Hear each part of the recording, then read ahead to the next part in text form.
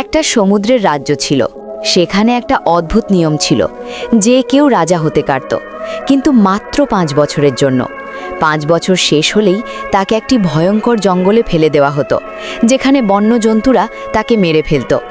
এই ভয়ে বেশিরভাগ মানুষই রাজা হতে চাইতো না, কিন্তু এক ব্যক্তি ভিন্নভাবে ভাবল। সে বলল, যদি আমি আজ থেকেই ভবিষ্যতের কথা ভাবি তাহলে আমি বাঁচতে পারবো। সে রাজা হয়ে গেল। রাজা হওয়ার পর সব কিছুই তার নিয়ন্ত্রণে চলে এলো।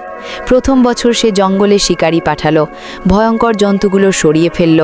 দ্বিতীয় বছর কাঠুরে পাঠালো, জঙ্গল পরিষ্কার করালো। তৃতীয় বছর সেখানে ঘরবাড়ি বানানো শুরু হলো। চতুর্থ বছর চাষাবাদ হলো, রাস্তা তৈরি হলো। পঞ্চম বছরে সেই জঙ্গল পুরোপুরি বাসযোগ্য হয়ে গেল, কারণ যেখানে অন্যরা শুধু মৃত্যুই দেখত, সে সেখানে নিজের ভবিষ্যতের রাজ্য তৈরি করে ফেলেছিল। 5 বছর শেষে তাকে জঙ্গলে পাঠানো হলো, কিন্তু এবার সে সেখানে রাজাদের মতো আরামে থাকতে লাগলো। এই গল্পের শিক্ষা খুবই সহজ। আজ তোমার হাতে সময় আছে, হয় তুমি এই সময়কে কাজে লাগাবে, না হয় একদিন আফসোস করবে। নইলে সারা জীবন তুমি কারো 10-15 হাজার টাকার চাকরি করতেই দেখা যাবে। সময় তোমার, জীবন তোমার, সিদ্ধান্তটাও তোমারই।